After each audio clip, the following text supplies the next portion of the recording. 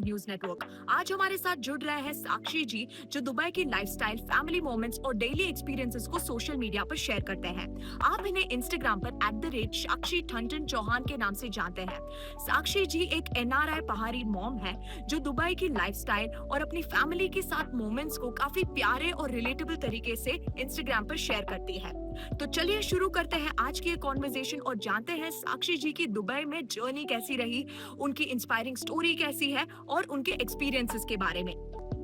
नमस्कार साक्षी जी, सबसे पहले आपका बहुत बहुत स्वागत है अब्रॉड न्यूज नेटवर्क में। और हम अपने व्यूअर्स को बताना चाहेंगे कि साक्षी जी हमारे साथ जुड़ रही हैं और ये यूएई में रह रही है।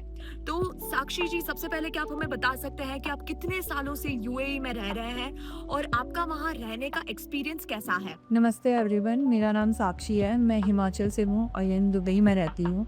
सबसे पहले तो मैं एब्रॉड न्यूज़ नेटवर्क का बहुत बहुत धन्यवाद करती हूँ, जिन्होंने मुझे इस प्लेटफॉर्म पे आने का मौका दिया। और मैं अपने व्यूवर्स की जितनी हो सके उतनी हेल्प करने की कोशिश करूँगी, स्पेशली जो लोग मुझे इंडिया से देखे हैं और एब्रॉड आना चाहते हैं।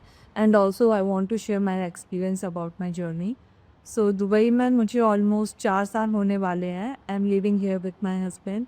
ओवरऑल मेरा दुबई का एक्सपीरियंस काफ़ी अच्छा रहा है। दुबई एक डाइवर्स सिटी है। यहाँ पर अलग अलग कल्चर के लोग रहते हैं, अलग अलग कंट्री से लोग रहते हैं और यहाँ पे वर्क अपॉर्चुनिटीज़ भी काफ़ी ज़्यादा है। दुबई एक सेफ की एंड वेल ऑर्गेनाइज सिटी है, तो यहाँ पे लाइफ काफ़ी ज़्यादा कंफर्टेबल एंड इजी लगती है। सो यस, मुझे यहाँ का modern lifestyle and family friendly environment काफ़ी अच्छा है। साक्षी जी, हम आपसे ये भी जानना चाहेंगे कि आप यूएई में स्टडी वीजा पर गए थे या फिर वर्क वीजा में? Crunchy app on spouse visa वही मैं पीआर जैसा कोई कॉन्सेप्ट नहीं होता जैसे बाकी का कि यूएस कनाडा या ऑस्ट्रेलिया में होता है। यहाँ पर मैक्सिमम लोग जो है वो वर्क वीज़ा पे रहते हैं, स्टडी वीज़ा या स्काउट्स वीज़ा या इन्वेस्टर वीज़ा पे रहते हैं, जो एक सर्टेन पीरियड के लिए वैलिड होता है। आफ्टर दैट आपको अपना वीज़ा रिन्यू करना होता है। इसकी ड्यूरेशन 2 साल की रहती है। हर 2 साल बाद आपको अपना वीज़ा रिन्यू करना होता है। पर यूएई गवर्नमेंट ने पिछले कुछ सालों में लॉन्ग टर्म वीज़ा इंट्रोड्यूस किए हैं, जैसे गोल्डन वीज़ा। ये जो है 10 साल के लिए वैलिड होता है। आफ्टर 10 इयर्स जो है आपको अपना वीज़ा रिलीव करना होता है। इसमें आप अपनी पूरी फैमिली को भी स्पॉन्सर कर सकते हो। अगर आपकी यूएई में अप टू 2 मिलियन दिरहम्स की कोई इन्वेस्टमेंट है एंड अगर आप कोई प्रॉपर्टी ओन करते हो या बिजनेस करते हो, तभी आप गोल्डन वीज़ा के लिए अप्लाई कर सकते हो। सो टेक्निकली ये भी पीआर नहीं है, ये जस्ट एक लॉन्ग टर्म स्टेबिलिटी की। और क्या आप हमें बता सकते हैं कि यूएई में लाइफस्टाइल कैसी होती है और डेली लाइफ की कौन सी चीज आपको सबसे ज्यादा इंटरेस्टिंग लगती है? यूएई में लाइफस्टाइल काफ़ी ज़्यादा मॉडर्न एंड कंफर्टेबल है। यहाँ का लाइफ काफ़ी इजी एंड कन्वीनियंट लगती है, पर एक चीज़ वेल ऑर्गेनाइज्ड है। Roads, public transport and shopping malls, grocery stores, other facilities, हर चीज़ एक्सेसिबल है। और जो मुझे डेली लाइफ में सबसे इंटरेस्टिंग चीज़ लगती है वो एज ए वीमेन मुझे सेफ्टी लगती है। अब फॉर एग्जांपल अगर लेट नाइट मुझे वॉक करने का मन कर रहा है या कुछ खाने का मन कर रहा है या ग्रोसरी स्टोर जाने का मन कर रहा है कुछ सामान लेने के लिए, so without any second thought मैं आराम से अकेले घर से बाहर निकल सकती हूँ। मुझे टाइम देखने की ज़रूरत नहीं है कि रात के 12 बज रहे हैं, 1 बज रहे हैं, 2 बज रहे हैं। सो आई फील सेफ ऐसे भी नहीं। सो ये मुझे सबसे इंटरेस्टिंग चीज़। साक्षी जी, क्या आप हमें बता सकते हैं कि जब आप पहली बार यूएई पहुंचे, तो आपने सबसे बड़ा डिफरेंस क्या फील किया इंडिया के कंपैरिजन में? जब मैं पहली बार दुबई आई थी तो इंडिया के कंपैरिजन में जो मुझे सबसे बड़ा डिफरेंस लगा वो था स्किन। यहाँ पर रूल काफ़ी ज़्यादा स्ट्रिक्ट एंड क्लियर है। लाइक आप पब्लिक प्लेस के आज लाउड आर्गूमेंट नहीं कर सकते, लड़ाई झगड़ा नहीं कर सकते, वो पेंसिव लैंग्वेज या ऑफेंसिव जेस्चर यूज़ नहीं कर सकते। ट्रैफिक रूल्स भी काफ़ी ज़्यादा क्लियर है और फाइन यहाँ पर काफ़ी ज़्यादा हैवी है, इसलिए यहाँ लोग सच में रूल्स फॉलो करते हैं। So for this reason it becomes more a better and safe place to live for others and yes, India के कंपैरिजन में जो मुझे सबसे बड़ा डिफरेंस लगा और ये उनका एनवायरनमेंट काफ़ी स्ट्रक्चर्ड एंड पीसफुल लगता है। और आप वहाँ क्या काम करते हो और आपकी महीने की इनकम रफली कितनी होती है? कुछ सेविंग्स हो पाती है या नहीं? Currently I am a house wife and a content creator. अभी मैं सिर्फ इंस्टाग्राम पे एक्टिव हूँ तो अभी मेरी इंस्टाग्राम से अर्निंग जस्ट स्टार्ट ही हुई है। ये जितना भी कमा लेती हूँ, बचा लेती हूँ, because you don't have to pay rent. Rent accommodation जो है हमें मेरे हस्बैंड की कंपनी ने प्रोवाइड किया है। एंड जब मैं आज से 4 साल पहले यूएई आई थी, तब मैंने एक रियल एस्टेट कंपनी में एज़ एन एडमिन काम किया था कुछ मंथ तक। वहाँ पर मेरी बेसिक सैलरी 2500 दिरहम्स थी, जो इंडिया के अराउंड 55,000 बन जाती है इस टाइम या पब्लिक। तो जो है उस टाइम भी मैं रेंट ही पे करती थी, तो बस उस टाइम भी हमें अकोमोडेशन कंपनी ने दिया था, हम स्टूडियो अपार्टमेंट में रहते थे।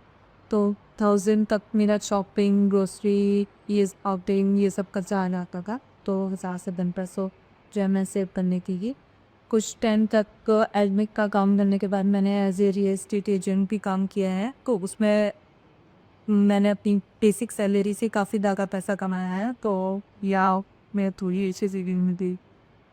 साक्षी जी, क्या आप हमें बता सकते हैं कि यूएई का मंथली का खर्चा कितना आ जाता है और इनकम के साथ एक्सपेंसेस मैनेज करने आसान होते हैं या थोड़ी डिफिकल्टीज का सामना करना पड़ता है? वही मैं मंथली एक्सपेंस लाइफस्टाइल पे डिपेंड करता है। अगर कोई छोटी फैमिली रह रही है, हस्बैंड वाइफ फैमिली चाहे, तो आपका जो है नॉर्मली मंथली एक्सपेंस 2 से 3,000 तक आ जाएगा, जिसमें आपके जो है ग्रोसरीज, शॉपिंग, आउटिंग, जैसे सामान, डायपर एंड ऑल इंक्लूड रहता है, अगर रेंट कम भी कवर करी है।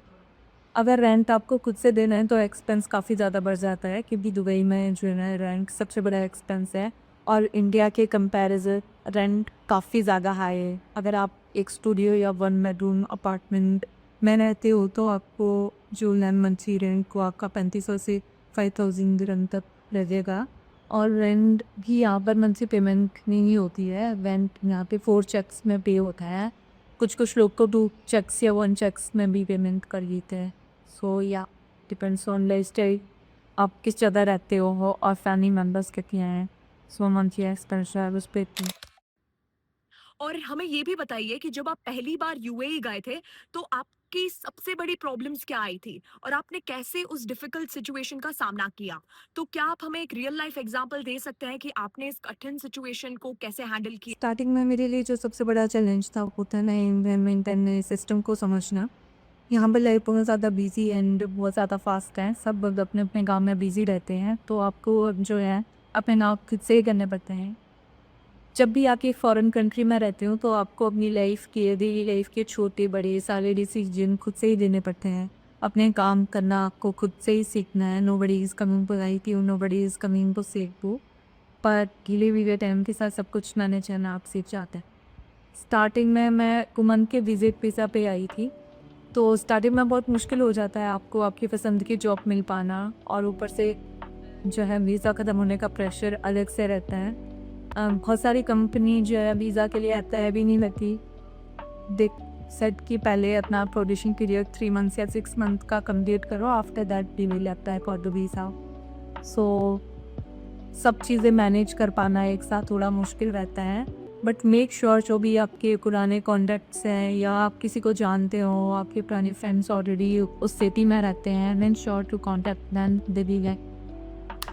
साक्षी जी, हमें ये भी बताइए कि एक बेटर लाइफ के लिए आपने क्या-क्या सैक्रिफाइस किया? फैमिली, कंफर्ट या और कुछ? It's true, for better life आपको सारे सेक्रीफाइस करने पड़ते हैं। मेरे लिए जो सबसे बड़ा सेक्रीफाइस था वो था अपनी फैमिली से दूर रहना, और भी बहुत सारे कंफर्ट छोड़ने पड़ते हैं। जब आप अपनी होम कंट्री से किसी अदर कंट्री में मूव करते हैं तो आपका जो एक कंफर्ट होता है, एक कंफर्टेबल लाइफ में आप जो जी रहे होते हो, वो सारे कंफर्ट छोड़ने पड़ते हैं। आपको अपनी फैमिलियर सराउंडिंग छोड़नी पड़ती है, अपने पुराने फ्रेंड्स छोड़ने पड़ते हैं, सारे फेस्टिवल मिस हो जाते हैं, गैदरिंग, सब कुछ आप मिस करते हो, अपनी होम कंट्री का फूड, पीपल, कल्चर, एवरीथिंग।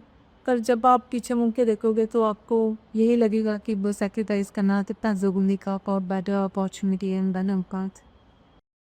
साक्षी जी, हम आपसे ये भी जानना चाहेंगे कि यूएई में इंडियन कम्युनिटी आपको कैसी लगती है? क्या वहाँ पर अपने लोग मिलने आसान है? और आप इंडियन फूड वहाँ पर कैसे मैनेज करते हैं? इज़ इट ईज़ी और इज़ इट डिफिकल्ट?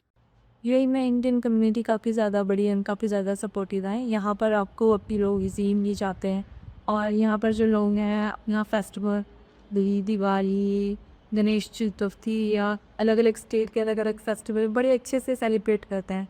दुबई में जो है इंडिया के हर एक स्टेट के लोग रहते हैं, तो वहाँ का tradition, language and culture explore करने का आपको एक बहुत अच्छा मौका मिलता है, जो शायद मैं इतना नहीं कर पाती। यहाँ पर मुझे हर स्टेट को जानने का एक अच्छा अनुभव मिला है। और इंडिया फूड भी इजीली मैनेज हो जाता है। यहाँ पर बहुत सारे इंडियन ग्रोसरी स्टोर्स हैं, बहुत सारे इंडियन रेस्टोरेंट हैं, तो खाने पीने की तो कोई कमी नहीं होती। इंडियन खाना आसानी से मिल सकता है। तो साक्षी जी, अब हमारे पास आपके लिए एक बहुत बड़ा सवाल है। जो लोग कनाडा, यूएस, ऑस्ट्रेलिया ऐसी बड़ी कंट्रीज जाने का सपना देखते हैं पर पैसों की कटौती की वजह से वहां पर नहीं जा पाते, क्या उन सब के लिए यूएई एक ड्रीम डेस्टिनेशन बन सकता है या नहीं? जी हाँ, अगर आप फाइनेंशियल प्रॉब्लम की वजह से यूएस, कनाडा या और किसी कंट्री नहीं जा पा रहे हो, so Dubai is the best option for you. Dubai एक डाइवर्स सिटी है, इवन यहाँ से फिर आपको दूसरी कंट्री मूव करने के लिए भी ईज़ी हो जाएगा। प्लस यहाँ पर करियर एंड ग्रोथ अपॉर्चुनिटी बहुत ज़्यादा है। अगर आप सही से मेहनत करते हो, सही से अपनी स्किल डेवलप करते हो, डिसिप्लिन्ड रहते हो, अच्छी नेटवर्किंग बनाते हो, सो आप यहाँ पर बहुत कम टाइम में जो है बड़ी सक्सेस और फाइनेंशियल फ्रीडम हासिल कर सकते हो। और दुबई की सबसे अच्छी बात ये है, इवन पूरी यूएई की, यहाँ पर जो आपकी इनकम है वो टैक्स फ्री है। आपको आप जितना भी कमाते हो उस पे आपको कोई टैक्स पे नहीं करना। वो आप जितना भी कमाते हो सारे का सारा पैसा आपका है, आप गवर्नमेंट को कुछ पे नहीं करने। सो ये सबसे अच्छी बात है। पर अगर आप इंडिया से आ रहे हो, एज़ कम्पेयर टू इंडिया, यहाँ कॉस्ट ऑफ लिविंग थोड़ा हाई है, तो स्टार्टिंग में थोड़ा फाइनेंशियल प्लानिंग करना बहुत ज़रूरी है। साक्षी जी, आपका बहुत-बहुत धन्यवाद हमारे साथ जुड़े रहने के लिए। हमें बहुत अच्छा लगा आपसे बातचीत करके एंड आई एम श्योर इस कॉन्वर्सेशन से काफ़ी लोगों को इनसाइट्स मिले होंगे। एंड अगर आपको ये वीडियो हमारी पसंद आई तो वीडियो को लाइक और शेयर करें और हमारे चैनल को सब्सक्राइब करें। धन्यवाद।